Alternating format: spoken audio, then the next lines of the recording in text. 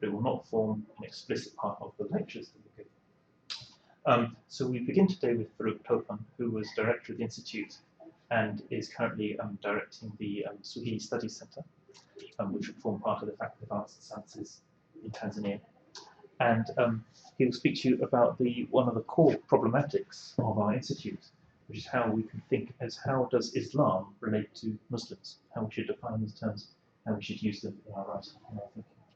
So I will not lurk as an onlooker. I'll leave Farouk and you to have your own conversations. But I will say this, and I'm sure Farouk will say this too, is that we do encourage you to participate in all our lectures, in that this is a space where you can say whatever you like. Please don't feel constrained to self-censor or to not to ask any question. In particular, if there's a question that you think is stupid, if there's something you think that everyone else will know, ask it anyway. You'll always be surprised how far this is often the nub of a problem or something that everyone else was asking themselves. So please always take a moment. Everyone will appreciate a hand raised in the air and another interesting question to add to turn a lecture into a conversation. Thank you. Thank you.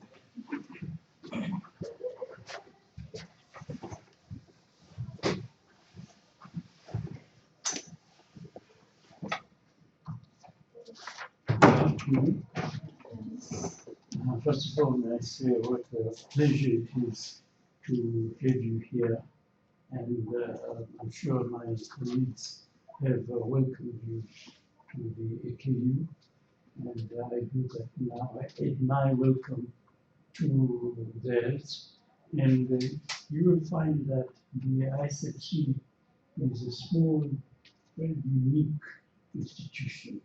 Why it is unique, I will tell you in a few minutes, because this is your very first attendance in the class. So I thought I would take this opportunity of explaining about the ISMC as well as then we'll go into the question of who is a Muslim. But first, which you all are, I took it.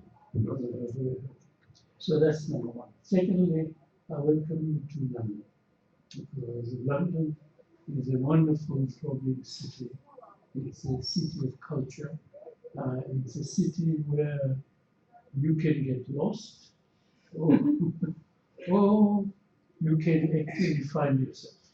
So it is one of those cities which, what you make of it, it's entirely up to you.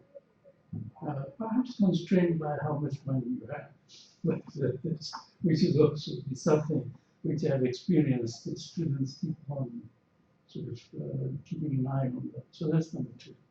Number three, I want to welcome you to the UK, and in particular to this area of the UK, because it is London, but this is called Bloomsbury.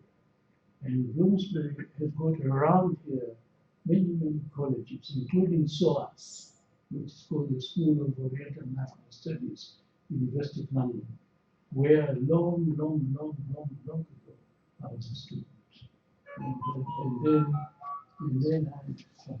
And then I was a lecturer.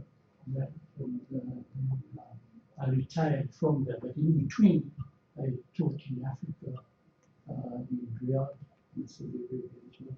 So I welcome you to the UK, and you've come at a very important time for the UK, because we're just in the referendum and we have voted to get out of Europe. So this is a very important time for the UK. So I'm welcoming you, and also to add some suspense to this lecture. I've got here 5 envelopes. So at the end of the lecture, one of you, or all of you, should remind me about this. And I will give them to you. And I'll tell you then what I require of these 5 envelopes. So I'm keeping them aside for the time being. Now, before we proceed, I'd like to know your names and where you come from. And what have you done in your first degree or second degree? Whichever. Okay. Now, Bushra, you have read the assistant registrar. She will ask you for a photograph. I don't know if she has already. She's already asked us. So I have missed it because I was going to say that please give the photograph which is recent because in the past we've had photographs. When you look at the photograph, then you cannot recognize who who is this. So give a photograph where one can recognize it. Yes, this is so. Okay, so those are my initial remarks. So let's just go around the table quickly so I know who I'm talking to, what is your background, where you come from. So why don't you start from there? I'm Karim Iqbal. I'm from Karachi, Pakistan. Right. I did my bachelor's in business administration as first degree, and then I was working at a bank for about 2.5 years. And after that, I got opportunity to be a part of this program. So, Your first name is Karim Ismail. Karim Iqbal. Karim Iqbal. I'm Atash. Atash. Yeah. Okay. So I did my MBA Mm. from Karachi, Mm. and I've been working for last 3 years, in between 3 years, in human resource and insurance industry, life insurance industry. Okay. Good. Atash. Yeah. So Karim Atash. I am Narozin. Nairozi. Yeah, Narozin. Like Nairoz, but you put INE at the end. Double EN. Okay, fine. Mm-hmm. So I'm from Karachi, Pakistan, and I completed my master's in business administration from Iqra University, and then I was working at Akhan University in Karachi. Yes. So it is a business administration. It's a business administration. Yeah, with specialization in human resource management. Okay, so research. Okay. Research. My name is Nazneen. I'm from North Pakistan, Right. and I did bachelor's in PPE, politics, philosophy, economics, and after that I worked as a teacher in school. So you taught it. Yeah. Arifa Karim from Hunza, Arifa Karim from Hunza, Pakistan. I did my bachelor's in Asian Studies from Asian University for Women in Bangladesh. After I graduated from there, I worked on a research project. We used to work with kids on the literacy development, and then yeah, I'm here. Okay. So you are Arifa, you are Nazim, you are Narozin. Rosie. And gosh, you are Karim. And what's your name? Atash. Atash. I must write it somewhere. Okay, good. So now the reason I asked your name is because it's good to know you as such. Now here in the SMC, we impart knowledge. Now you need to make a distinction from the very beginning in your study, in your understanding between knowledge and information. Information is important because you place something in its context through the information. But it is knowledge which makes you connect that information to other things. So what are these other things? There are concepts, history, in terms of sociology of a people, etc. But make a distinction between information and knowledge. So what is knowledge? We'll come to that. Now this session, I think this is very nice that you're just a few because you can make it like a seminar. So you are the ones who need to now to participate in this research. So why was this institute created? Now I've got, that's really what I'd like us to do, that we're going to look at three notions. The notion of learning is applied to Islam and Muslims.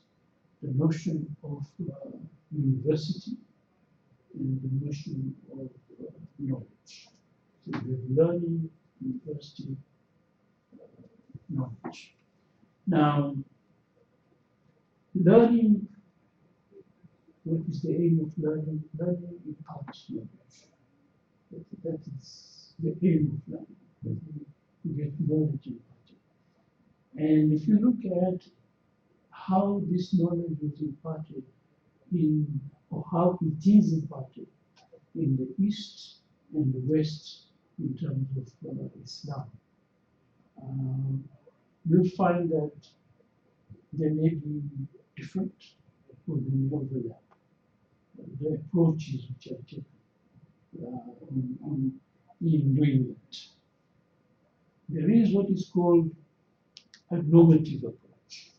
Now, what is a normative approach? It is to do with norms. You know norms? Okay, now, so what is a norm? Maybe practice certain people who practice certain thing that becomes a norm, that becomes a part of society. Yeah, so if people practice it, now why do they practice it? Because they live in it. Traditional way of doing. Exactly, it may be because of tradition, or it may be because of their culture. So what is a norm? A norm? It's people living around you expects you to do something. Okay. Like that could be traditional and like people mostly prefer you to wear in that way, to talk, to live, to like whatever you do, like people expect you to live in that traditional way. Right. So in other words, norms generate expectations. That is, you expect, as you say, to practice. So you expect me to behave in a certain way, because there is a norm to which we all subscribe as a society, or as a community, or as a nation. Okay, there is a norm. Now, this is a very important word, norm. So when I teach you normatively, what would it mean? It would mean that I am teaching you a set of principles or a set of, for want of a better term, ideologies, which I expect you to practice the word. You understand? So that is normative. Okay. Now, if you look at how Islam is taught in the East and Islam is taught in the West, using that criteria, how would you differentiate them? You understand my question? If you come from, in fact, all of you come from one country. Well, that's really unusual. Just to have, and in fact, you are part of a group of friends whom you have not yet met, right? Because you're going to, your group will expand, hopefully. Okay, so how is Islam taught in your country? Are you all from Karachi? No, we are from North. Or whereabouts? Hunza. Oh, you're from Hunza, you Yes, know? Hunza. Hunza, okay. So how is Islam taught normatively in Pakistan? First of all, answer my question. Is it taught normatively, or is it not taught? Okay, Yes. I think it's taught normatively in Pakistan or in that part of the world. It's true for Islam in many other religions, but while in this part of the world, religion is not studied or taught as a religion. I mean, sometimes we have to step back from our own position and then study religion as a subject, not in terms of as a religion. So, but that's not the case in Pakistan. Religion How is is it taught. taught? It's taught in this is written in this way, and you have to read it this way, and that we don't analyze it. We don't. If we read a text, we don't actually analyze it. We go for just reading it. Okay, now there are three words which are connected to norm I will put them on the board. I want you to think of them. And that is, if you have, can you all see? I don't know how they've set this up, so I'm not sure whether. One is culture, so you can say it's a cultural norm. Okay. The other is value. Okay, so a norm has a value, otherwise it would not be a norm. You understand? Okay. And the third, which is very important,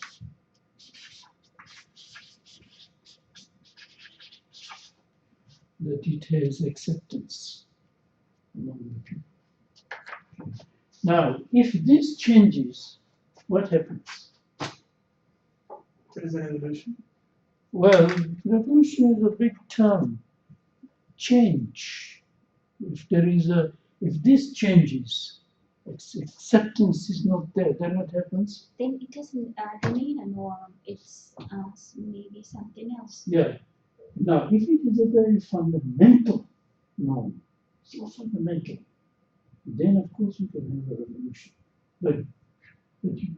But even if a small thing, if that there is in the acceptance, if there is a change, then you will find that that norm no longer has value, and it has no longer then is considered as a cultural sort of. Okay. Now, later on, I will ask you how a norm is created. But at the moment, let's go slowly. I'm taking this in a very, very simplified way because we are meeting for the first time. And so let's, we have, by the way, until 5 o'clock, but we should have 2 breaks in between for tea. So we can, and I'm teaching you as a class. I'm not thinking of what is happening in terms of the recording. I'm just teaching you at the moment. So that is the now. So are you all clear now? How I was saying there is a question that in some countries Islam is taught normatively, i.e., that you are taught so that you can practice these norms. Okay. Is this clear? Yeah. Okay. Let's go now to the West. In the last 60 years or 7 decades, in fact more, Islam has also been taught in the universities here, okay, in the West. But how has it been taught? Okay, how has it been taught? It has not been taught normatively, because they're not asking you to accept the norms of Islam in order for you to be to practice or to behave like Muslims. That's not the point. So what is the point of teaching Islam in let us say, London, Cambridge, Oxford, in the past? Okay, there's a history. And that history started off with people who wanted to understand this other religion. What is this main religion? That's one way of looking at it. But they also wanted to see what are the texts which people read, what are the practices which they do. Okay. So this is one way of doing it. That was one track. Okay.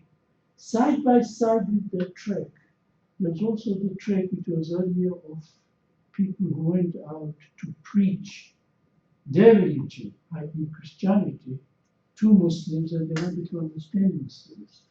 So you have that. Then you have the track of governance, that you have people who went out and they were governing Muslims, and they wanted to know what is Islam. Okay, so there was that understanding. While this was going on, the idea of knowledge itself began to also evolve in Western countries. So you begin to have disciplines, subjects. So you have 19th century, okay, or perhaps a bit earlier, sociology. You have anthropology. Of course, more history was there, geography is there. But then these are subjects which are evolving. And then in the 60s, when I was a student, the big thing was interdisciplinarity. What is interdisciplinarity? That I belong to one discipline, but I apply the methods of another discipline. I link, let me say, my subject to another subject. So you have an anthropologist who are also looking at development, anthropologists who are interested in history. So you have linkages of subjects which come together. Is this clear? So now, if you're looking at Islam from an interdisciplinary point of view, then the advantage is that you are beginning to see the teachings of that religion from the point of view of anthropology, the point of view of history, the point of view of sociology, etc., etc. So the approaches then become rather different. Is this clear? Okay.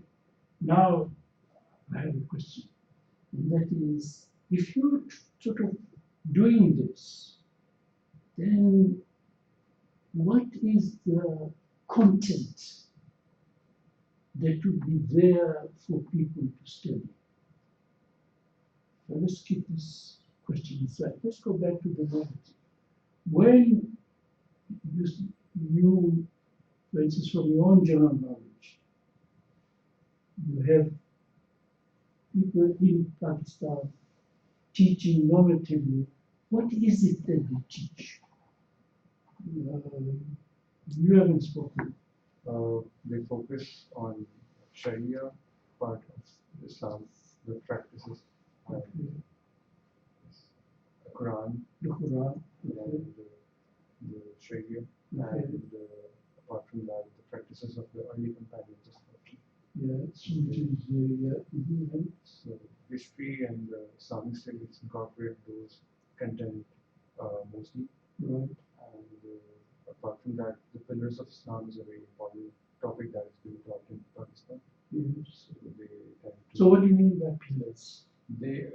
Back in Pakistan, they focus on pilgrimage. They focus on the daily prayers, on fasting, and on the concept of charity through zakat. Yes. So by making it part of the textbooks and by teaching it through other mediums, they tend to highlight the fact that these are the things that make up a Muslim, a good Muslim. A good Muslim. Okay, good. So there is a range of material which are used in order to inculcate the norms, and the aim is to produce a good Muslim. So now if I come from the other way and ask the question, who is a Muslim? What will be your answer using this trajectory? You have taken me from the content to good Muslim. Now we come from the other side. You say, who is a good Muslim? Good Muslim or just a Muslim? Who is a Muslim? So what would be the answer to that question? Yes. anyone who claims to be one? Who claims to be. So in your point of view, it is just a claim. Okay. Now, one thing I want you to understand when you are around this table is that, to me, the words you use are very important. Okay, so because I question the words you use, and the same thing with me. You have the right to question my words. So what do you mean by this? So you talk of claim, and what claim has in it two things. Claim meaning it is an assertion that you are making, right? And claim can also imply that that assertion might be true or might not be true. Okay. So in which sense did you use the word claim? Might be true. Most probably true. Most probably true. Okay. Fine. So that's a Muslim. That one is claim. You were about to say something, Nazmi. You know? Yeah, what I was saying is like, so a good Muslim will vary from person to person. Maybe for one like a religious leader, you might be like the one who is praying 5 times and fasting. Right. Yeah, that we will call perception. Okay, so that is a perception of people about one another. So let's leave perception out. I mean, we can't leave it out totally because it comes into what we are talking about. So now, so that's one definition. You just say you are and you are. Okay. What if people don't believe it? It's okay. Okay, fine. That's what's been happening in every Muslim country. Okay, good. We'll come. That we will leave for other classes. Today, I just want to explore this question of who is a Muslim. Okay, and how do you study who is a Muslim? That is the point. But we'll come to that later. Okay. What's your name again? Nerozin. Never I better write it down. How do you spell it? Nairo Uh-huh. Zen. Oh, so this is a dual. It's two now diagnoses. Z. Okay, right. Which a Muslim? One who believes in Allah and Okay. who believes in Prophet Muhammad is a Muslim simply. Okay, so yours is based on belief. Okay, and how do you know he believes? Oh, just he says he believes. Okay. Any other definition of Muslim? Maybe the ones who practices fasting, namaz, and all. What he said about the pillars. Mhm. Okay, so you, for you, the Muslim is one who practices. Okay, right. Okay. It depends on how we define Islam. Okay. Yeah, anyone according to Islam or Islamic teachings, anyone who believes in Allah, that might be true. Or we can say that maybe it's just a concept. Being Muslim is a concept because we all are human. We do look like but every human look alike, and then it's not written on our face. It's just a concept. What do you mean by People, concept? So What do you mean by concept? because it's not something materialistic. I mean, or I don't know. It's something in our mind or in people's mind, or it's a thought, a very developed thought maybe Right. Oh, of people about themselves, about Allah, about everything, about religion. okay. Any thought from you? I think all of us were presenting a definition from a different perspective. Like when you asked me about to take it from a normative approach, I was using it from the practices that have been focused on, and some of them focused on the belief aspect, Yes. others presented kind of a perspective or a philosophical aspect to it. So maybe the lens with which a person is watching a religion or a norm or maybe or a practice that really impacts how he or she defines a certain thing. Okay, so I haven't explored this one yet, Arifas. But what you are saying then is that do you know something called kaleidoscope? Kaleidoscope. A kaleidoscope is like a telescope. You look through it, and then if you turn it, you see different patterns inside. You see through it. If you take there are very much different patterns if you turn. So that's a kaleidoscope, something which changes as you move the wheel. The things inside, the patterns sort of they change, and the colors change, and the patterns change, and the shapes change. That's a kaleidoscope. So the way what you have told me is that Islam is really like a kaleidoscope from the point of view of the observer, or whoever observes it. So if we take that line of thought, then it means that there are many definitions and ways of defining Islam. Each one defines it his own way. Is that right? Is that what you're saying?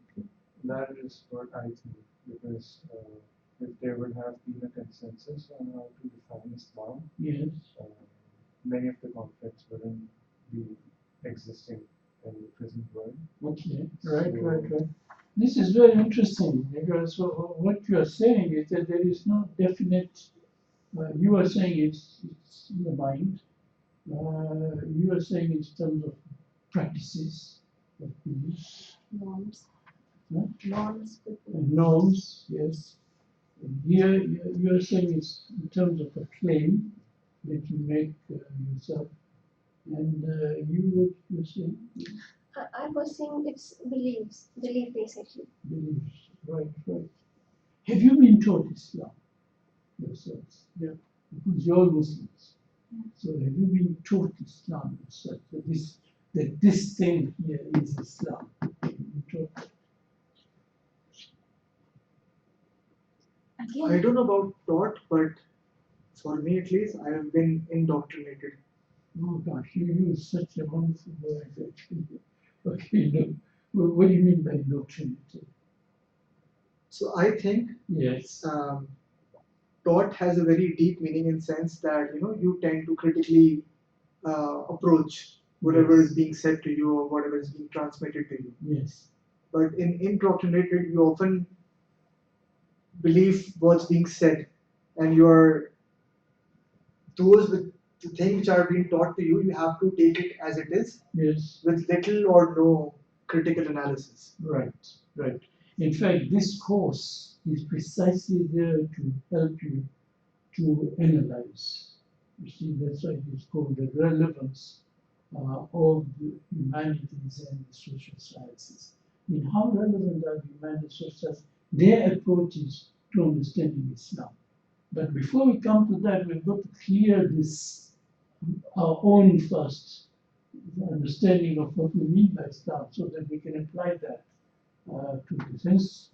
This is my interactive little session with you this afternoon. You know, to understand your understanding of Islam and Muslim as such. So let's continue. We've got another 20 minutes to the end of the first hour, so we can continue. Norms. For you, are there norms in Islam, or is it? Yeah, it's full of norms everywhere. Okay, or what are the norms? So, for example, norms may include the way you pray, Yes. to the way you believe about afterlife, Yes. to the way you treat people around you, Yeah. to the philosophy of you have of life. Okay. So everything can be accounted as norm. If I asked you to identify the core norms, and if you do not have those, then you're not a Muslim. We've heard this from you. You said belief in Allah and the Prophet. What are the core for you for Islam? So for me, it's, why I am not very comfortable in saying that there has to be some core norms, because, for example, the notion of Allah was there before Prophet Muhammad came. Yes. So people used to believe in the biggest idol, Allah. Yes.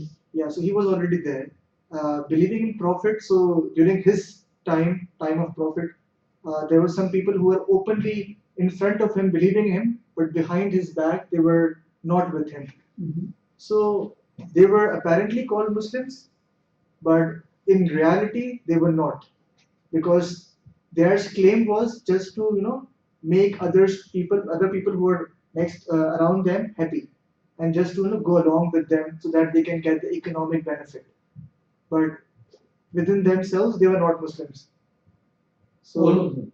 those who were just there to get the economic benefit, Okay. and the Quran uses the word munafiq for them. So yeah, so that's why I'm not very comfortable in suggesting that these are the must-have norms in order to be a Muslim. Okay. So in your world, a Muslim has no core norms. It depends. It varies with sect to sect. It varies with the school of thought that you carry. It varies with the approach with which you're being taught throughout your life. Right. So for me, basic norms would be I have to be ethical at all times. Yes. But for someone else, it has to be you have to pray 5 times a day, or how many have been commanded to you, and it doesn't matter if you're not very honest or sincere in your worldly affairs. Okay. So it depends. Okay. You were given norms. What about Nazmi? What is your what is the core of Islam?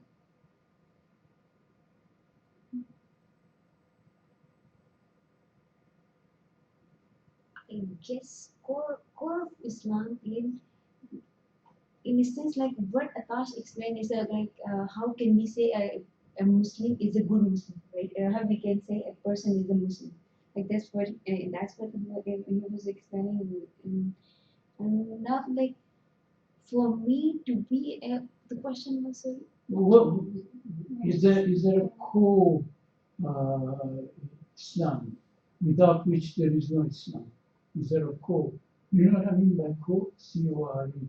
Something Right, the which heart, is the which is the essence. What is the essence of? Otherwise, there is no Islam. I guess for Muslims it is like Allah. Yeah. I guess that is the core thing. Like Western, then they develop their like school of thought, and like that is the core. Wow. Okay. Okay.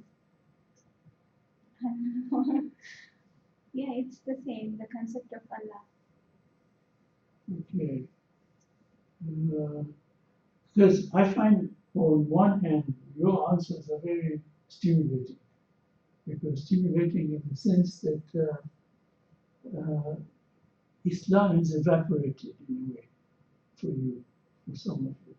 That, which is an interesting phenomenon, that it is evaporated like ice, that it has sort of melted away, that what is left is simply cold water, and you can't call it ice, and it is not yet steam or something, but it's sort of an in-between fluid sort of notion. And if somebody comes and says, "Oh, that is ice," you say, "Fine. If you believe that it's ice, then it's fine for you." If somebody else comes and says, "Oh, no, that is not ice. That is sort of water which is becoming steam," you will say, "Yes, fine. That's good for you." Is that how you view Islam? Sorry to interrupt, but do you think it's possible that something loses its essence? That's what I'm asking. That what is the essence of Islam? But the answers I'm getting around the table is, it depends what lenses you put on and look at it. Who claims to be what? God and the prophet, God and behavior. It's almost a mirage in your mind. So is there anything concrete about Islam? So we take the mosque, we take the architecture, we take the prayers which these people practice, we take the funerals, we take the ceremonies of wedding and birth and all that. Is it all a mirage? Is it all No, a claim to nothing, or is it? What is it that is Islam? That was my point 45 minutes ago. What is it? What is Islam? This is normative part, I think. What is normative? These ceremonies, or you just said the mosque and the prayers.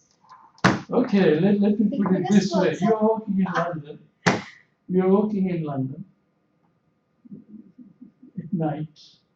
Somebody comes out with a knife, pins you against the wall, puts a knife on your throat, and asks you, "I'm not going to release you till you tell me what is Islam." What are you going to answer him? Oh, it depends on. So the basic thing that unites all Yes. Muslims. Yes. I'm not defining Islam. I'm No. just saying one part, that basic thing that unites all Muslims Yes. is the Shahada. Okay. Now let's start with that. Yeah. Okay, fine. So let's start with that. So.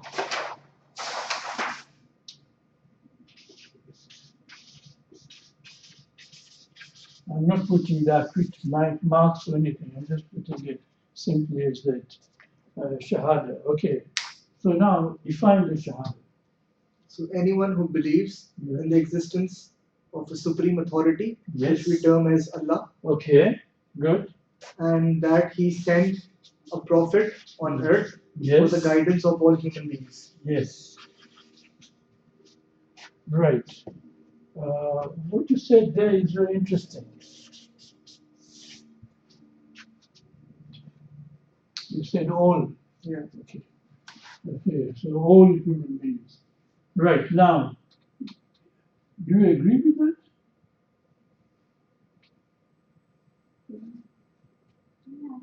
Yeah. Okay. Okay. Now, do you all agree with that? That if that would be the minimum.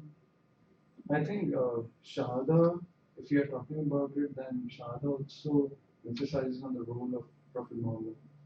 I mean, even if we don't go into those nitty-gritties like whether he was the last prophet or not, Yeah. still Shahada, as claimed by Muslims, Yes. emphasizes on the role of Muhammad as the prophet, or maybe if we go further, like further refining him as the final prophet, so maybe yeah. Yeah. So you are elaborating on what I was saying. Yes. That it is a sort of okay. So if we agree on this, I think this is progress, because at least now we're beginning to see that there are people in the world. Okay, how many there are, it depends, but there are people in the world who look upon this as a reality. Okay, you understand? Yeah. And it is that reality which then conditions their behavior and their lives. Okay, so that is one point about Islam, the starting point. That this is so, and this did not happen out of the blue. Okay, this happened through an evolution of history, and that is one of the courses you will come to. It is full latent. In fact, Dr. Philip Wood, he will be teaching you this. In other words, what this whole thing which you have described, okay, happened because there was already conditions before that which enabled it to happen. Exactly. You understand? We won't understand the details, but this is the trajectory that in late antiquity there were things which were happening, etc., here, there, and it all came together in the 7th century, uh, in the 6th century, and this is a result of that.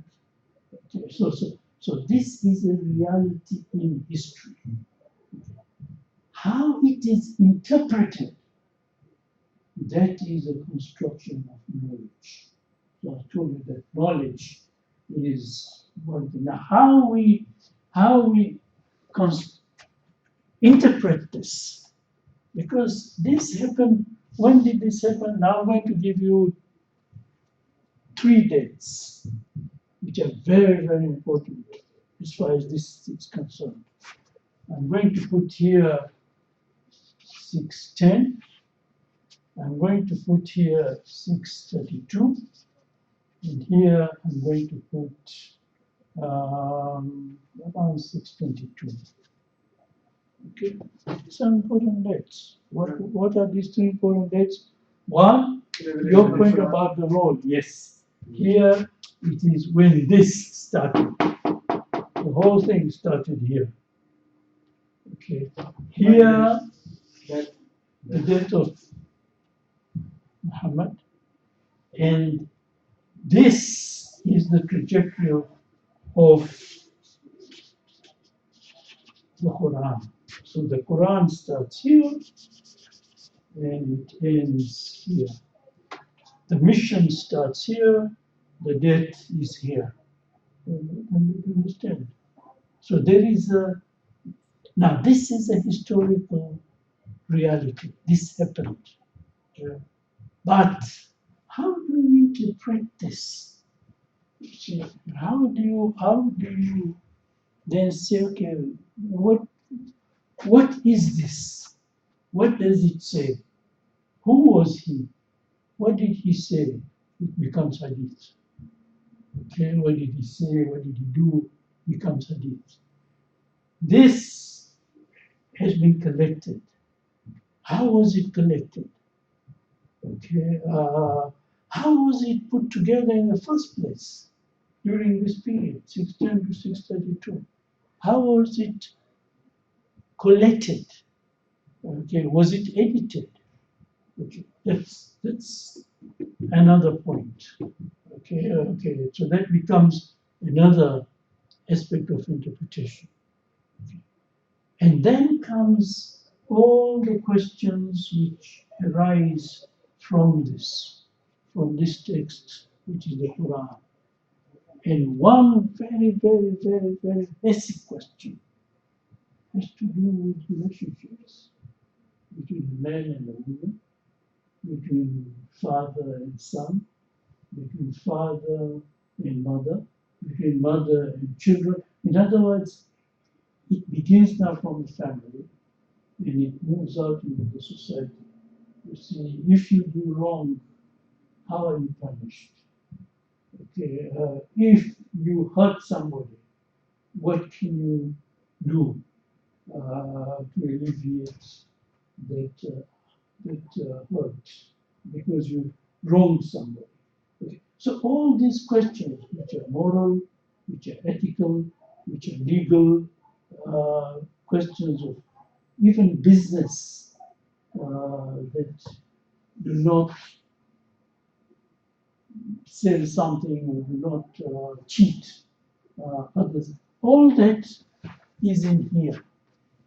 But then the question is, how do you interpret it? Now, if people start living by this, which they did, so it's not in the mind, it is on the ground.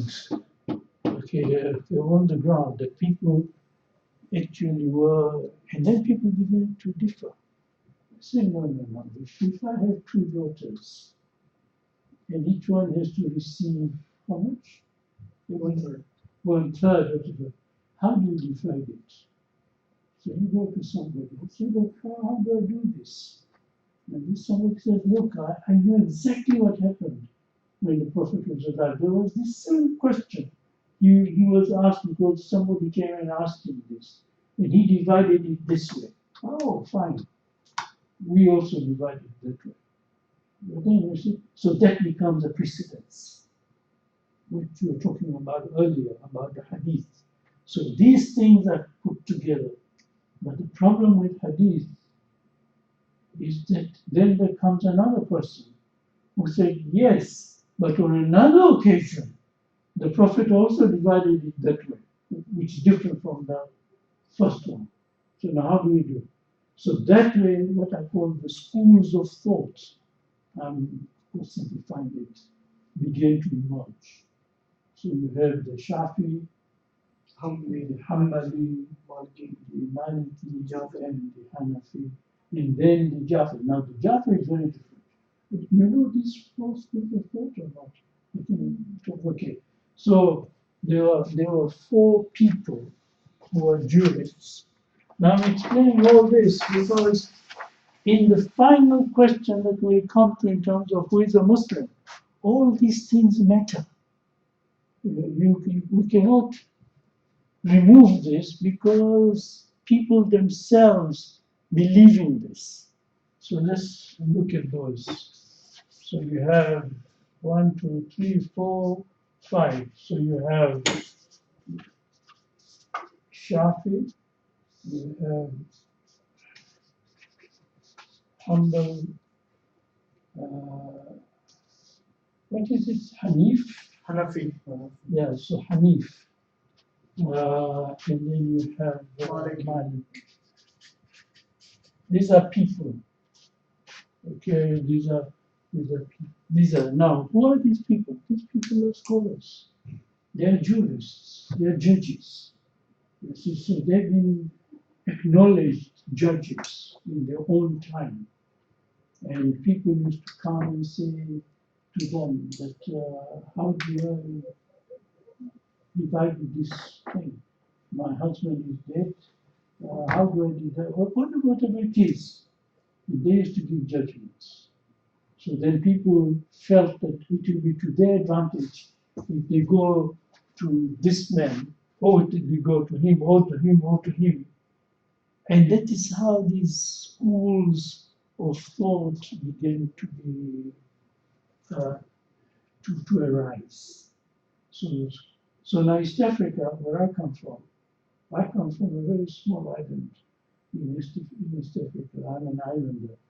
It is called Zanzibar, very, very small island. And it's beautiful island. And the whole coast, they are Shafi. So in other words, that what we said earlier is not enough now. What did we say earlier? The Quran, the Hadith, and this. Because now it has to be interpreted. And this is a very, very important part of the reality of Muslims. And that is the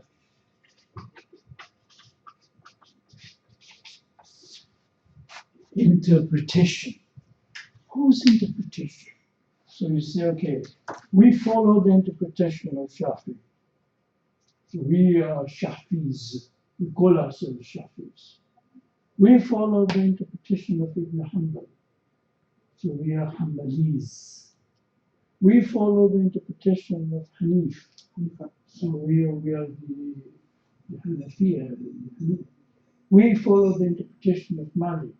So we are all Malikis. And when you look at, now I don't know in Pakistan, perhaps there are different people together. You may have Shafi there, you have Hanafi there. Okay. So in other words, now we have taken a huge step. Why? Because that period, 610, 632, is not enough in itself. It has now to be interpreted. So now When you ask a Muslim, who are you? You say, oh, I'm a Shafi Muslim. I'm a Maliki Muslim. You understand what I'm saying? That's not the complete answer. Fine. There's not a complete answer. That's part of the answer Yeah. deriving from that period. So since we are discussing this, Yes. during the era when these jurists appeared from 699 to 728 Yes. for the 130 years period, they all existed almost in a similar time zone. Yeah. So, for example, for once I used to go to Shafi'i for my problems. Next time I went to Hanafi and it was okay. There was no restriction that since I went the first time to Shafi'i, the next time I had to go to Shafi'i. I can go to anyone. During that era, people were open to believe or to consult more than one jurist at that time. It was after when their students compiled their books of law, that's when we tend to see that people started associating them with a particular school of thought rather than openly with all of them or a couple of them. Correct. Okay. So yes. So now my point is not that. So I'm just saying that the answer is evolving with time. Exactly. And that is the point why we went first back to the 7th century. Because in order to see, history is very important. And again, you will have a course on the Quran, and the course on the Quran will also show that the Quran itself was something which evolved even within this period. Are you all familiar with the Quran, or are you familiar to some extent with the Quran? Yeah. How familiar are you with the Quran? Can you read the Quran? Yes. Okay, good. So now, in the Quran, I'm just giving you one small example. You have a verse which starts off by saying, has this come to you? Is this hadith Ghashiyah, for instance? Meaning, has this narration come to you? Are you aware, in other words, in today's English, are you aware of this story? Okay. Or it will say, they ask you about. Do you understand? Right, right, yeah. They ask you about inheritance. Tell them this. Oh, did you know the story of Moses? This is what happened. Okay. Why?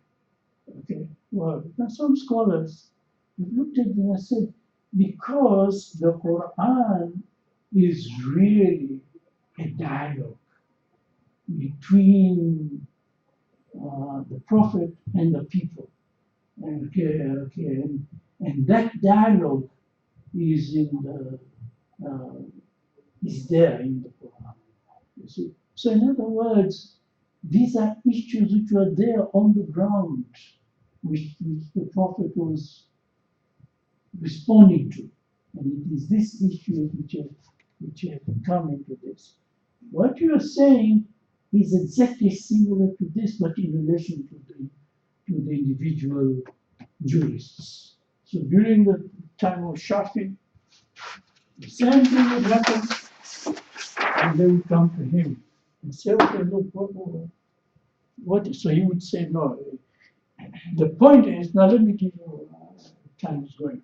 Let me give you what happened only last century, in fact, perhaps even this century. Muslims started settling in these countries. And I'm going to put this question to you. They settled, some of them, in Norway. You know where Norway is? Yeah. No. Where there is 6 months of the sun and 6 months of night. And then Ramadan comes. The Quran is very clear. You fast from sunrise to sunset. We're in a country where there are 6 months of sunrise and 6 months of sunset. What do you do? Okay, now, this was point. So you had to have an interpretation of that verse in relation to that country. Because it's impossible. And therefore you hold up another verse of the Quran. It says that if pork is prohibited to you, but if you're hungry, then eat it. If you're going to die, if your life is in danger, then eat pork. The Quran says that. So now what does a jurist do?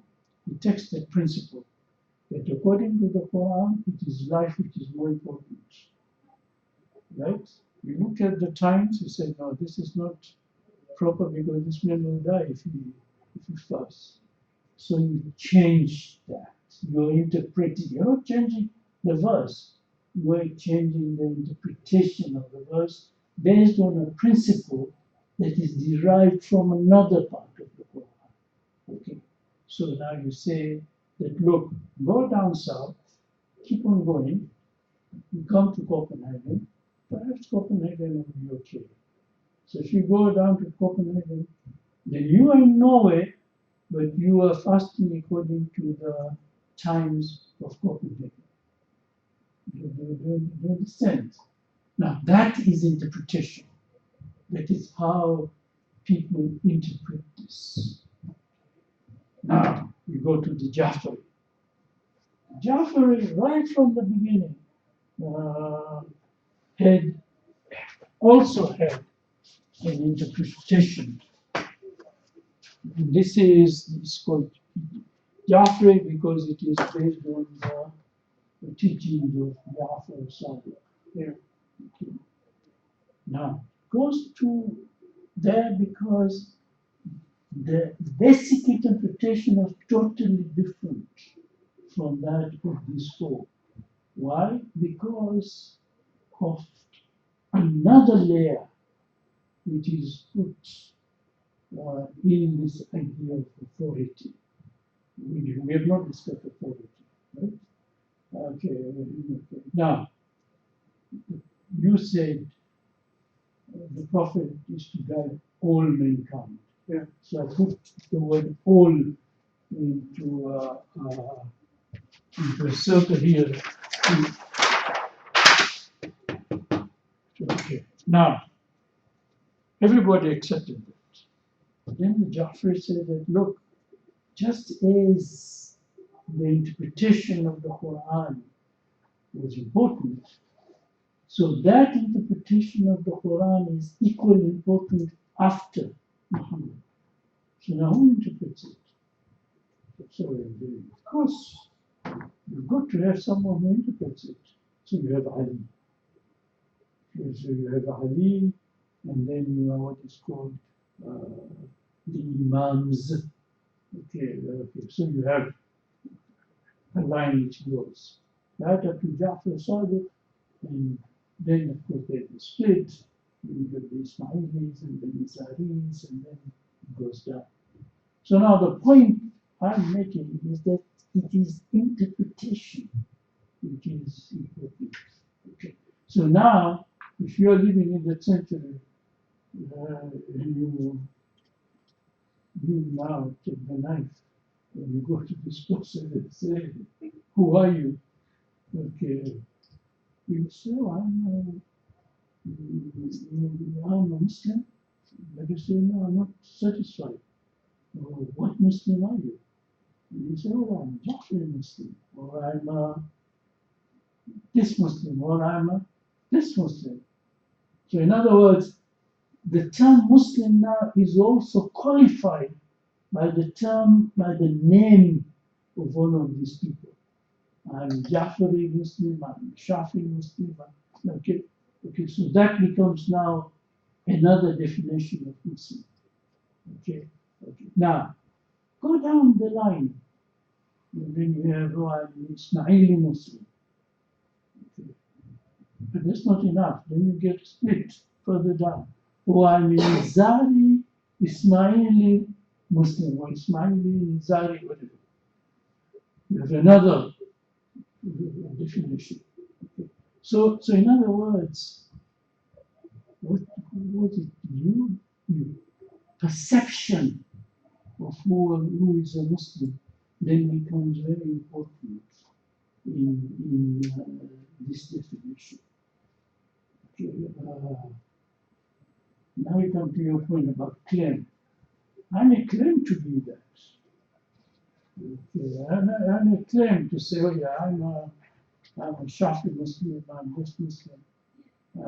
But the people with whom I am, somebody mentioned it earlier, the people who accept your norm, or one of you mentioned it. You, I think. Okay. If the people around you do not accept it, you are making a claim. I'm a Shafi Muslim, or I'm Shia, Nizari Muslim, or I'm this Muslim. The other one doesn't accept it. Oh, the others don't accept it. And of course, there is another type of problem which we are experiencing today precisely because of this definition of Muslim today. But we'll leave that. That's not my point in this book. Okay. Now, what is important, therefore, it is that this was the format, and we'll stop for tea. This is the format of defining a Muslim that has been going on from the 7th century, okay, onwards, right up to around the 19th. Okay, so for all this time, you had these criteria by different people, different times, but this was the format. This was, in fact, I would say even formula of defining who we were, but then it changes. Why it changes? Again, because of history, and that will be in our second hour. So now go and have a cup of tea, have water, whatever. Come back in 10 minutes, and then we'll start with the other side there. And then we'll see where this all takes us. And then in the end, you have to define where it's going to sleep. That will be your job to define. Okay, I have enjoyed the first hour, so go and have tea. You know where tea is, right? I need tea as well. See you later. See you at around 20 past, 25 past.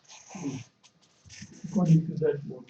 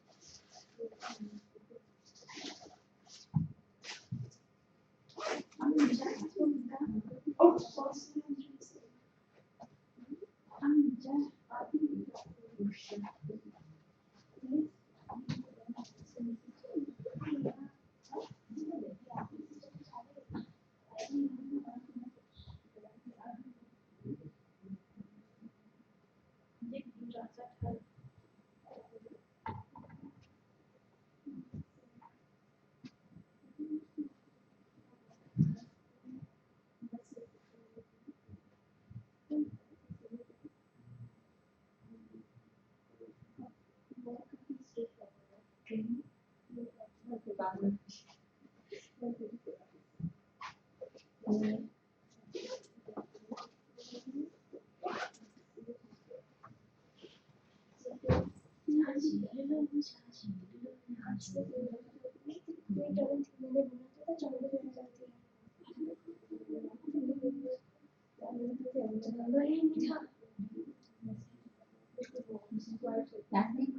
I don't use messenger. I can add your video, but I don't use it that much. Get the bill and give us the signal.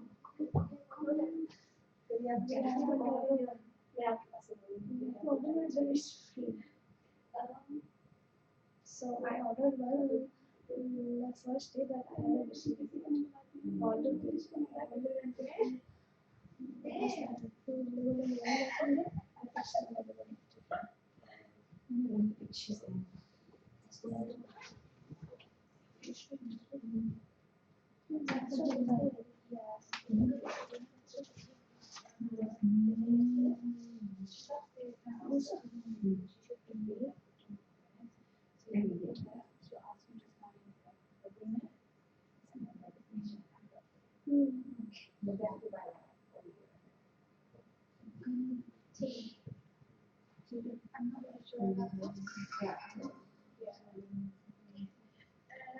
I have a lesson whenever after your class, can you class there and I can get introduce you to Shalina because we need to get your stipends for this month. Okay. So, yeah, you can give it to me. I'll just put a show. You can keep this. I don't need it. Oh, you just take them this? Okay. All right. Okay. Thank you. Thank you. I'll bring it to you. Yes.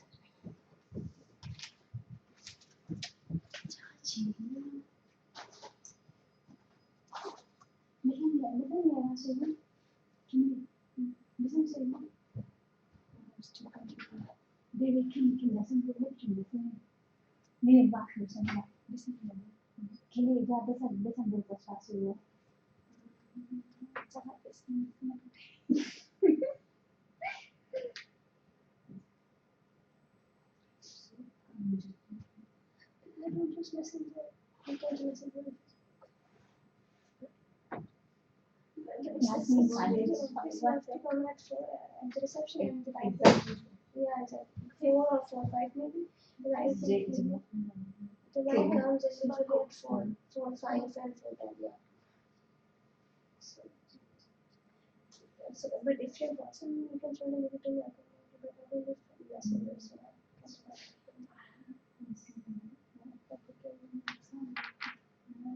so in local, okay, you have to activate it.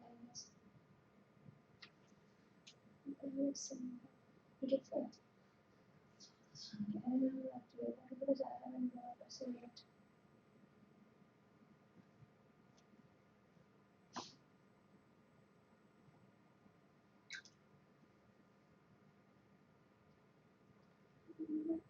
Just come down 4 or 4 maximum 4, 5 and transit 4, 5 and 4, 10 between 4, 5 and 4, 10.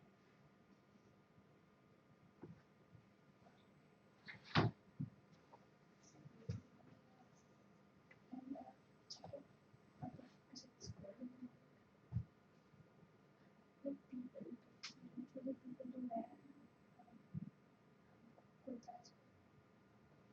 And then we check what to do with it. Okay.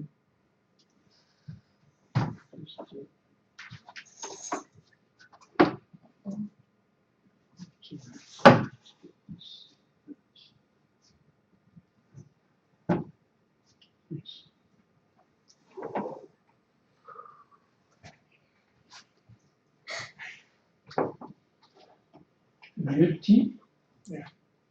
Water. Just feel refreshed. We can start. Right. So can I summarize? And then we'll go on another trajectory and see where we reach. So now we started by looking at, oh, I'm supposed to register. This is good. I can see your names in here, perhaps. So you have, today's date is on the 27th, right? So Iqbal is, Kareem Iqbal. Okay, excuse. Now I can see how it is written. Nairozin, Muhammad Aslam Jagani, Atash, the T. And then Arifa, Kareem. So your surname is his first name. Oh, this one is not here. Walid. You have Zubayda, you have Nazia. Nazi. No, this is Nazia. Nazia Hussein is not here. She's not here. Nazneen Nek. That's you. Muhammad Waqas Mirza Farhan Ahmed Shakir Ali Khan. Okay. So 1, 2, 3, 4, 5. So 50% is here and 50% is yet to arrive. There is a little story called the story of Yuha. Yuha in the Middle Eastern folklore is very much like you are in the northern areas. I think you call him Baba, somebody who is witty but also very, very. In India, they call him Birbal. Birbal, yeah. You know, what is the one in the Persian and gosh, I forget now, but it is the character. Peer. No, not Pir. There is a character who is very witty. Who is very, very witty. And we instead of call him ROHASS. So people used to avoid him because he had many stories to tell. So one day he was coming up to a group, and this group was trying to say that, look, when he comes here, just don't say anything, let him go, yeah. So when he came, we asked him, he said, have you heard the story of such and such a thing? And some said yes, and some said no. So he said, well, let those who said yes should tell those who said no. So when these other 5 people come, you sit them around this table and you repeat to them what we have been talking about. I think that would be easier than all perhaps you can do in conjunction with this thing. Let this be played, and then you can say, oh yeah, this is what you meant at that time. Now, okay, good. So that is one trajectory. What is this trajectory? The trajectory is Islam starts with core ideas. These core ideas get recorded in a book. And then very slowly, these ideas which have been recorded get interpreted. And then their interpretation then become codified or firm, or they become established.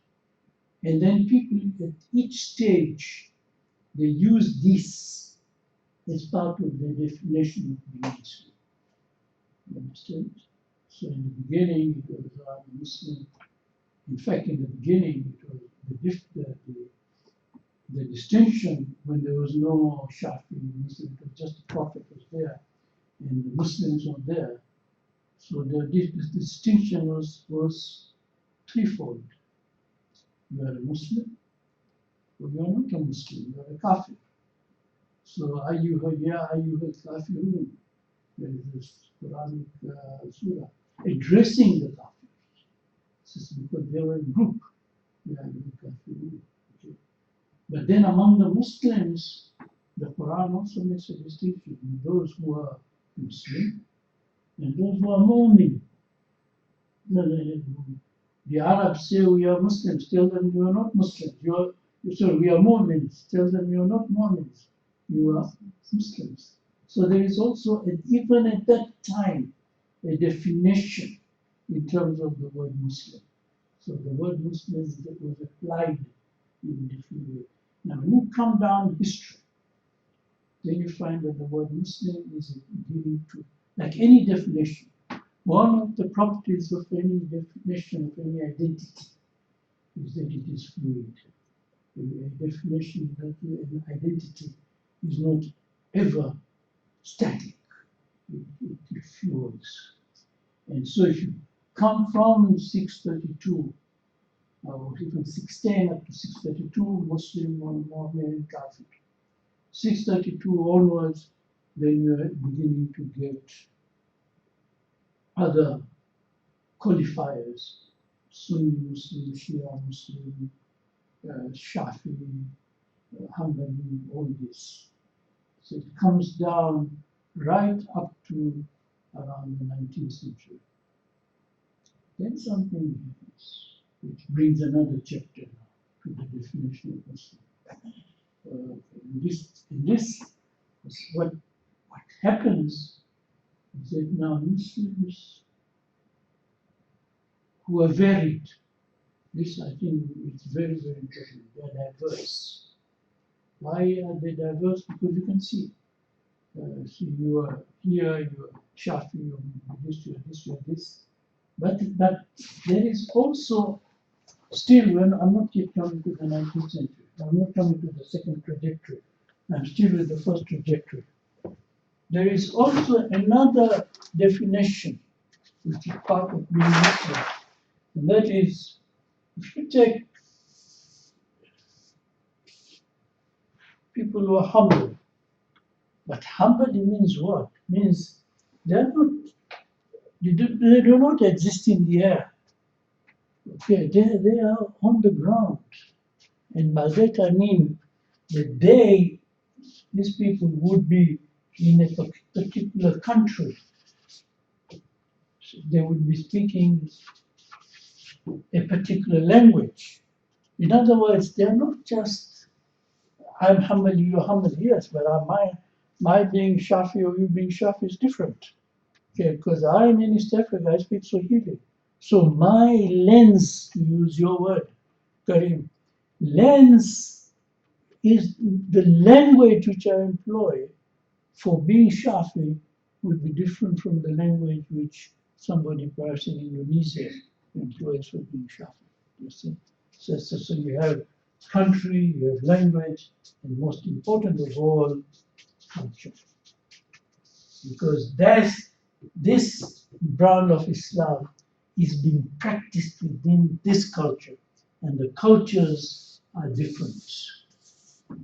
So a Shafi in Indonesia, his perception, there may be something in common in terms of the legalities, but in terms of the practicalities of space, dress, whatever, different. So there is already a diversity. So there is a vertical diversity, but there is also a horizontal diversity. This is a very important point for you all to understand. Why? Because in the second trajectory, which I'm now coming on to, the second phase, it affects this totally, or very, if not totally, then very, very considerably. So what is the second trajectory? This second trajectory now is when Muslims themselves are varied, themselves are in different countries, now who have been in contact with each other. You have the Mughals, went to India, you have, okay. Now they are coming into contact with a totally different norms, different people, who themselves have gone through their own trajectory earlier. Now they're coming together. So I'm talking about what we give this term, the West. So the West as such, Akash. But don't you think those people who were being ruled by British Empire or the French Empire since late 17th century or early 18th century, they were in contact much earlier. I think what mainly happened in 19th century was that all the Muslim empires that were ruling in different parts of the world, they all collapsed. And suddenly they were all taken over by rulers who were not Muslims. So the new value system was being enforced on Muslim, and as an reactionary approach, Muslims started to define again their entire value system. It's precisely, you have summarized it very well. Because you see, because now, let me introduce an anthropologist called Redfield. Redfield. Redfield had a theory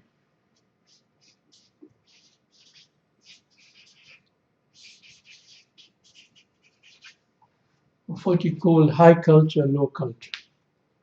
What is high culture, low culture? High culture, low culture is very simple. It means that if we are a people, somebody comes to rule us, somehow we are influenced by those people. And we look upon their culture as somehow superior because they're ruling us. Okay, it is a low culture, high culture syndrome. Okay. So now, if I may take what I tried to say, but now I'm going back. So now, what is happening? 15th century, Vasco da Gama, Columbus, they all went out of Europe. One went that way, one went that way to America, this way to via the Cape of Good Hope to Goa, what is now rather not Goa, but Eastern India, Western India. You know that part. And that began in a sense, of course, even before the Marco Polo going to China. But these are the ones who mattered for us because they sort of started now in the regions where you came from. Very slowly there was contact between the West and the peoples there. And then you will be coming across an author in this ROHASS called Edward Said, Said. And he's written a book called Orientalism. And you will get a passage for you to read.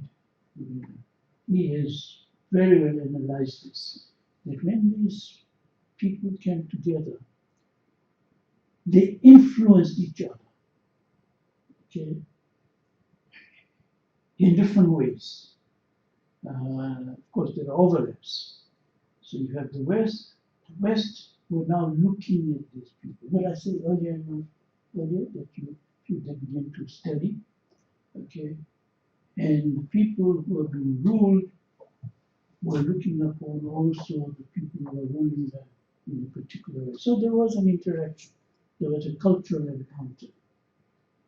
But from our point of view here, is that the ideas now which were being given, the educational system which was being set up, and the type of education that was being imparted was now broadening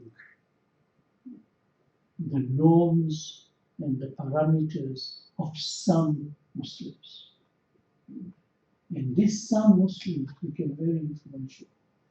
And if I may jump, you take your name, Iqbal, who is one of the, okay, you read Iqbal. Read what is he saying? He wrote a little book called The Reconstruction of Muslim Thought. The reconstruction of Muslim thought. Because, and there are other Muslims, Sayyid Ahmed Khan, etc., who now were looking at this and they are divided. Some Muslims were looking upon the West as, wow, this is a threat to Islam. to distance, which we were talking about. Some thought, wow, this is good, because these people are bringing ideas which we can use. We don't have to leave this, but we can take from there and build them into this. And so you began to have responses. There's a course which you have come across called Responses of Muslims to the Renaissance and to the West. And Dr. Wood will be talking to you more about this. So you have that type of response to this. But something interesting happens, and that is that interaction made some Muslims go back to their own norms and to say that, well, should we not expand these norms to include this? Do you understand? That means it's not now just the way it was during the 7th century, but now the way we think, the way we dress, the way we write, the language which we use, all this then becomes very important. Now, I'm not going to talk more about this because, as I said, we have a lesson on this, we have a lecture on this. But the point I'm making is that Muslims began even to redefine themselves. Not all of them, some Muslims began to redefine, and some started to reject this.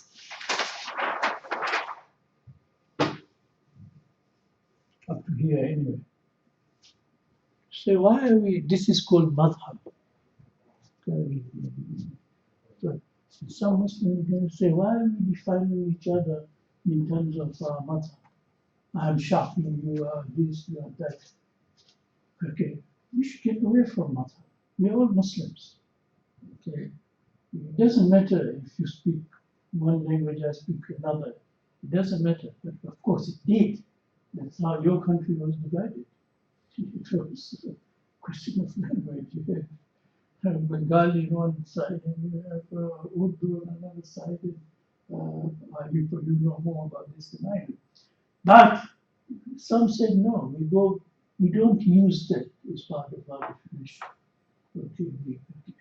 So this interaction made Muslims themselves begin to define themselves in a new way. Okay. And different Muslims reacted to this differently. I mentioned Sayyid Ahmad Khan, he looked more at education, that it is education that we want to get from the West, but we are Muslims. Okay. And so forth and so on. We'll have a course, I think, on Muslim reformists. Okay, in that course, we pick this up about these reformers, what did they have in their minds? And how did they then define being Muslims? So you're beginning to now see the definition. And then when we then come to the 20th century, middle of 20th century, 1947, two events happened.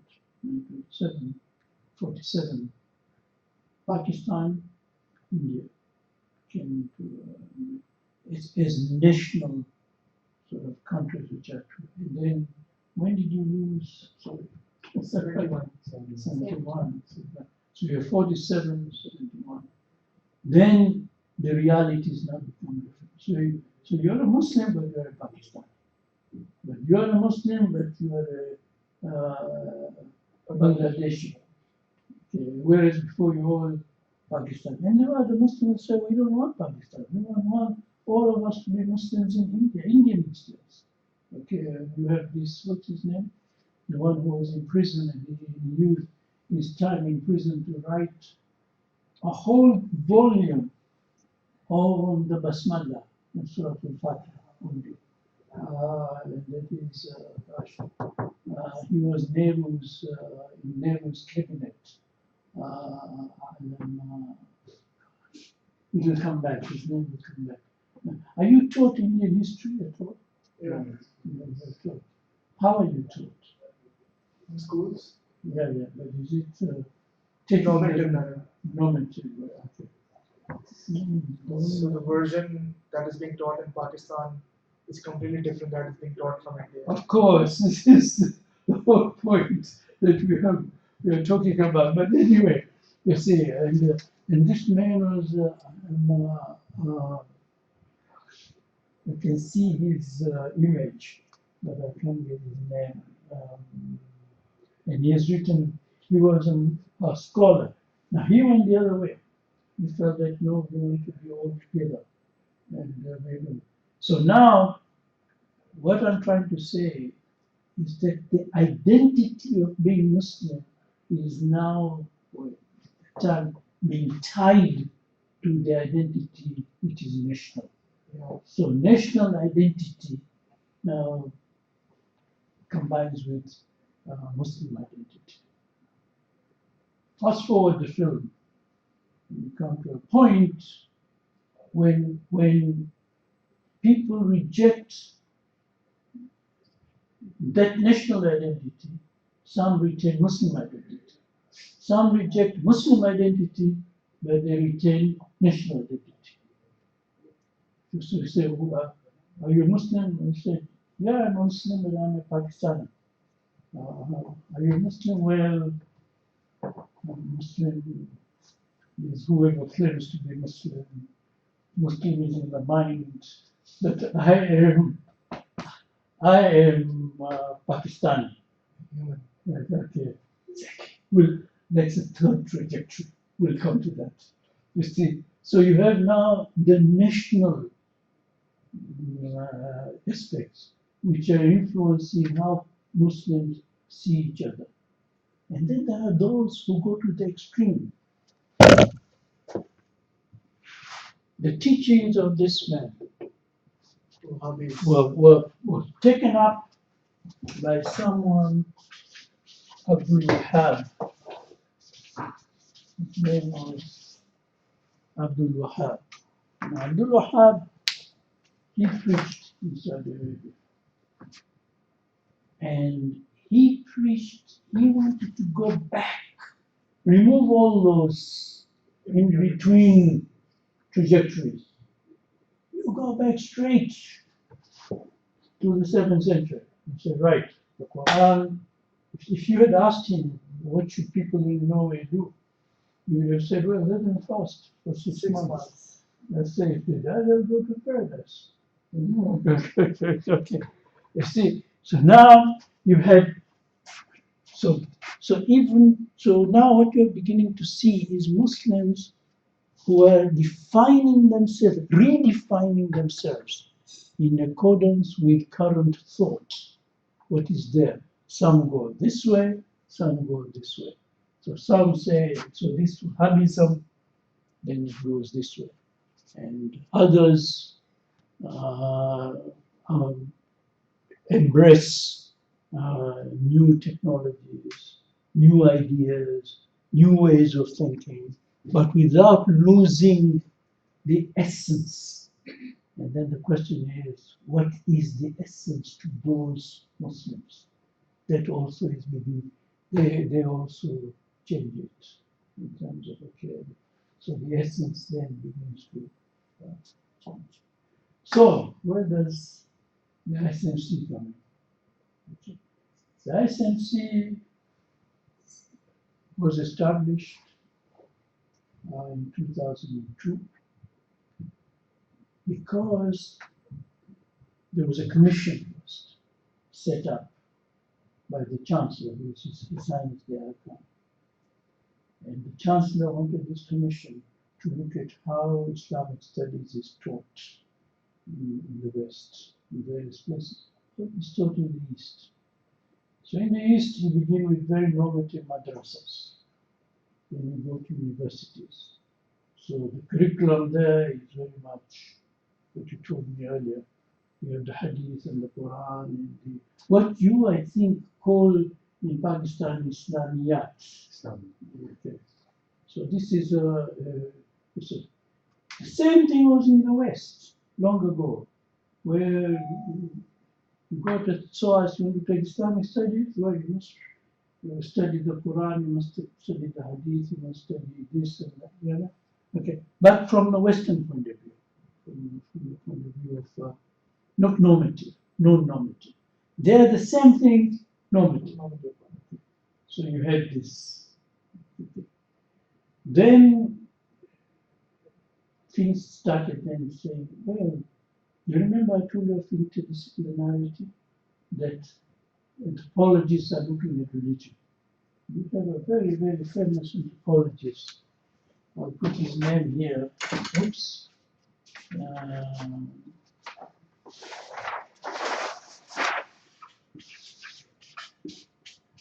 Clifford.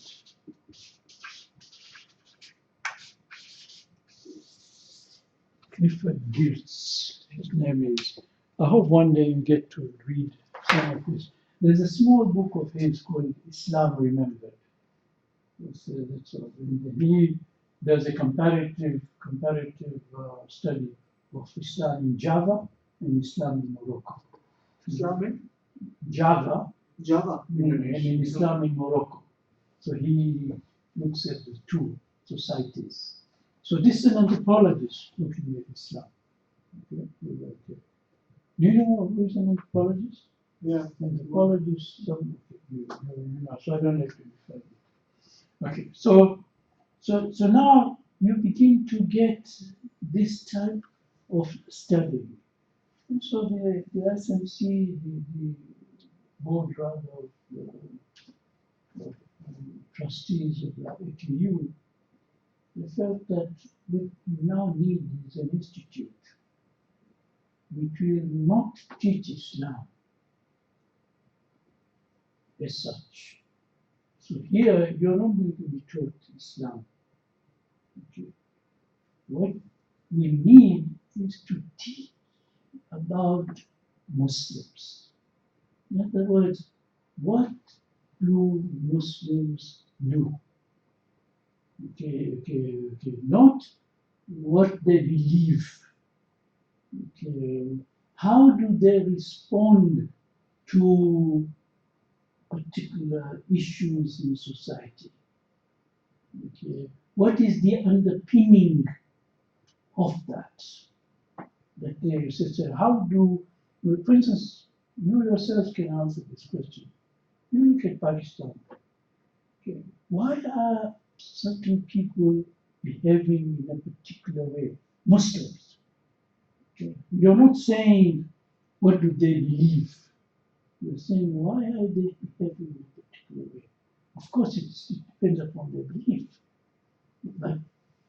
So that is the thrust to study Muslims and their thoughts, their responses to the society around them. Okay, as such. Now, in doing that, three things happen. And I'm going back to my first point, knowledge. Okay. You need to have knowledge of those Muslims, those issues. But then, how is knowledge constructed? That's a very interesting theme for ISMC. It's a research, one of the research themes of ISMC, because the construction of knowledge is never neutral. When you read a book, you've got to know who has written it. Just because it is written there doesn't mean you accept it. You've got to know who has written it, why has he written it, in what circumstances has he written it, and when did he write it? Because then you're situating that knowledge in that particular time. Okay. Now this is very important because that gives you a perspective of what you are taking from that author. Okay. Because if you just read everything and leave everything, then you're not using your own initiative. Within these 2 years, you will be called upon to use your own initiative. You have to say what you think. Okay? You can read, that is your information. But the way you process that information in terms of what you think, that is the knowledge part. Okay? Because your thoughts are the knowledge, to me anyway.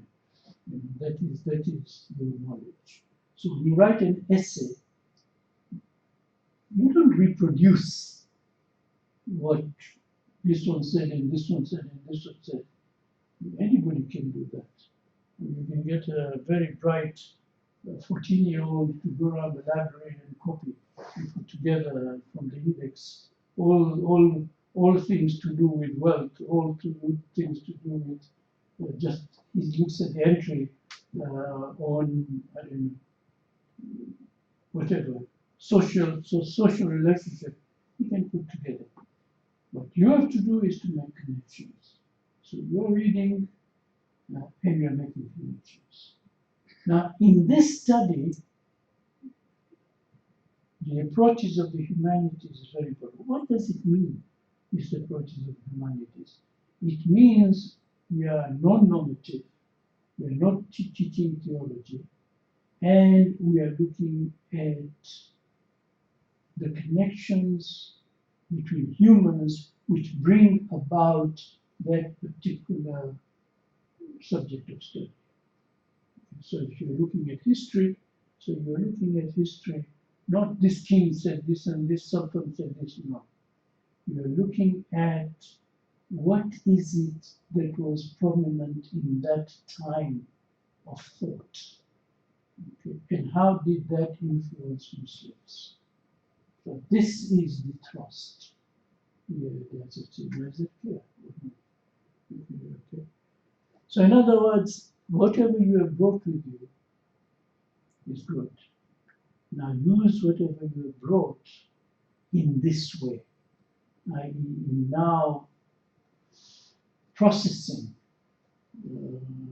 information and producing knowledge. In a very small way, like a little paper here, then that paper becomes a little bigger, larger, and then at the end of your second year, it becomes a dissertation of 20,000 words.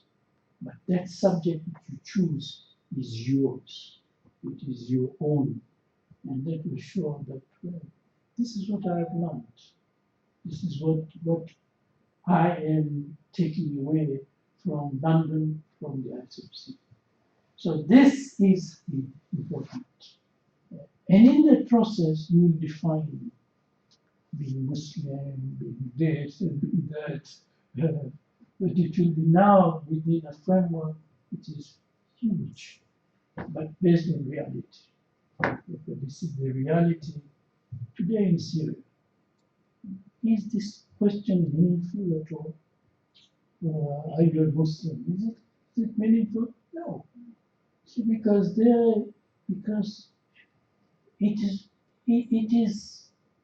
has been shattered in a way. Because today in Syria, the important thing is what the Quran talked about, human life. That is the important thing. If somebody who is not a Muslim comes in to save your life, you thank him. This is there's no question of being Muslim or non-Muslim. These are the perspectives you need to keep in mind as such. So that was the second. And now we come to the third trajectory. So the first trajectory was how we developed. The second trajectory is encounter in the West and the repercussions from that and the responses to that. And the third is what I detected in some of you when I first came into this room, the humanistic. When you are now removing the first trajectory, you're removing the second trajectory because it has already affected you. And then you're now only thinking in terms of being human. Not of being Muslim, of being human. Now, I'm speaking like a grandfather because I can speak frankly to you all. So So so now, but my plea would be, of course, it's your prerogative, but do that knowingly. You know, you should be a humanist, but know that this is where the trajectory has come from. You know that this, and now I believe like this. So it's not just surface, but you know very well what is deep. But this is what you are. Like why I believe this? No, That's no, one no, called doing it knowingly. do it knowingly. Yes, that look, I'm a humanist because I have thought it through. It's not because you've heard somebody say this, therefore you are repeating it. It's because you yourself believe in it, and you have actually. So I have a question. Yeah. Would you call this perspective of having a humanistic approach rather than the core, hardcore Muslim approach or traditional normative Muslim approach an identity crisis? Or you would say that it is okay because it has evolved over time? I think if I were to answer your question, I would be normative. But I will, with that proviso, I'm going to answer that question. You should not. To me, it is an evolution of thought. Okay? And that evolution of thought is people. I wrote a play once, and I've got my motto there, but it's not in a language you understand. It is in Swahili, and it's the motto was, "There is no limit to human thought." So human thought is no limit. You can think up to the skies and beyond into the universe. Okay.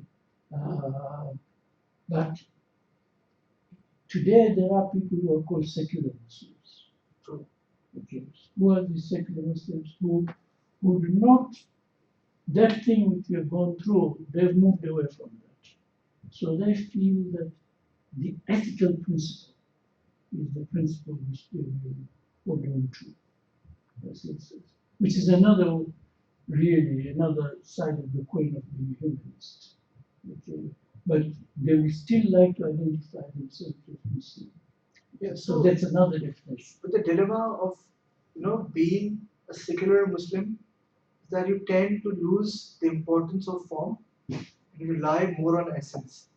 So like people become less practicing and more, I don't know, thoughtful about it or Yeah, so you're only reflecting, but you're not practicing. Yeah, not applying. So, because reflection and action are two things, parts of a human being. You reflect and you act. But of course, there are people who act without reflecting. That becomes a problem. So now, if you're walking in London at night, somebody puts a knife at your throat and asks you, who is a Muslim? What is your answer? Which century I'm standing in? So, Which century I'm standing in? Exactly. Now you got it. Exactly. So, okay, Muslim when? Okay, when? Where? That's also another thing. Where? Yes, in England, where there's no police outside like you have in Riyadh or in other places to see you go to the mosque or not. Okay, it's up to your mind and your thoughts. Okay. So somebody does this, who's a Muslim? And say, when? Which one are you talking about? Today? Yesterday? No, he will say, tomorrow. What do you say? Tomorrow, 22nd century. He's a Muslim. Go back. try to take lessons from there and see if you can apply it to the 22nd century. Well, honestly, look at what is going on now around the world. Pick lessons from there. Who's the Muslim in the 22nd century? This is the 21st. You still have another, how many? 80 years to go, 84 years to go, whatever. 84. Then, I think that is really now for you to work out. See, after 2 years, you go away. But when you go away, you should go away with your own thoughts, with your own understanding that, look, this is how the world is out there. And this is how I understand it, and this is how I would like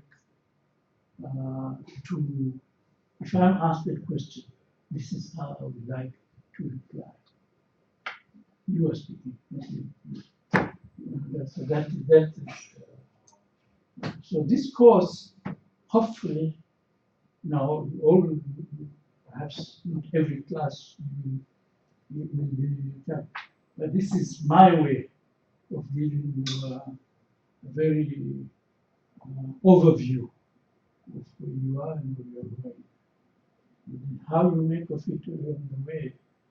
It's because sometimes once you get into the wood, it's nice to, if you're in the helicopter, you see the whole wood, the forest. But then you're put on the ground and you have to walk through it. And of course, but what I want you to do is while you're walking through that wood, you've already been taken in the helicopter, you already know. So while you're walking through that forest, you should keep that image of the whole in mind, so you know exactly where you are. That you have on your mobile, you know where you are. So that's what I tried to do today. Hopefully, it will remain in you, and that you will think through these things. And then, unfortunately, it's being recorded, but recording is not, even if these people who come look at this recording, it will not give them the sense that we have here with us, the way we have gone through this journey through these 2 hours. It's a journey, and I hope now you begin to get what they call the coordinates as such. Well, I usually don't talk more than 2 hours because it's so I developed a biological clock. That is to start the lectures at 5 minutes past the hour, to stop at 5 minutes to the hour, have a 10-15 minute break, and then the second hour. And then that's it. The third hour is for presentations. You present. Now you're going to have 2 years. Within those 2 years, you're going to have a lot of courses. Not a lot, but you will be put under pressure to do it that way. You need to work out 3 things for yourselves. One, time management. You need to manage your time. Secondly, you need to manage your reading. And by that I mean begin teaching yourself fast reading. You get it online. I'm sure you get it online how to read fast. In other words, you are looking here, but you are absorbing what is on the margins as well. So you're reading very fast. And third is technically develop the use, how you use your vocabulary. The words you use are important. That's why I started off with questioning you on your words you used. What do you mean by care? Okay. Etc., etc. Because those are very important things. Because when you write, you're putting something down on paper, and that will remain. Okay. Okay, is there any question you want to ask me? But now I hope I have done my job, because I hope I have got you to think through Muslim identity. It's complex, it's not simple. It is complex, it depends who you're talking about. In fact, sometimes it even depends who is defining it. Because if you ask three people to define who is a Muslim, you get different answers as well. And Muslims are so varied, so diverse. You're trying to pin it down to simply Wahhabism or whatever. You can't do that. As such. Okay, at least now I know your names. And, so now I won't be meeting you. This is, I only teach. I'll meet you next year. No, actually I'm wrong. I'll meet you twice more. There is one course of document. I will come and talk to you. And there is one course, there is one course I think I might meet you twice more, I'm not sure.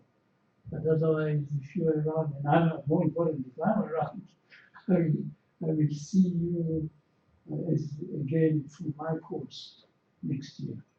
I teach, I don't teach alone. I teach in conjunction with two people.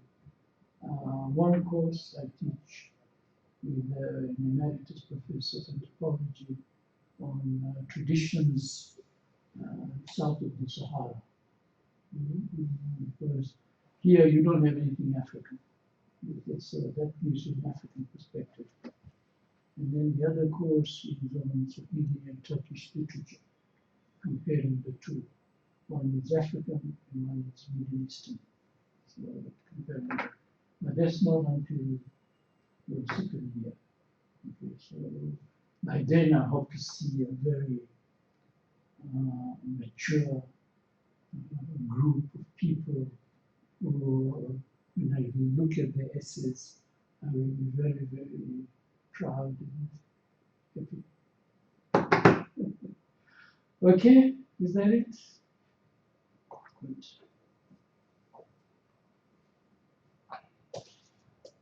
The envelopes.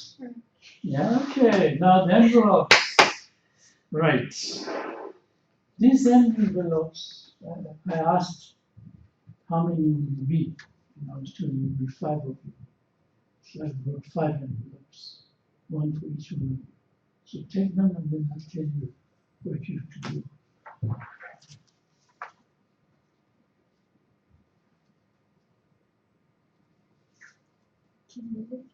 Okay, look inside.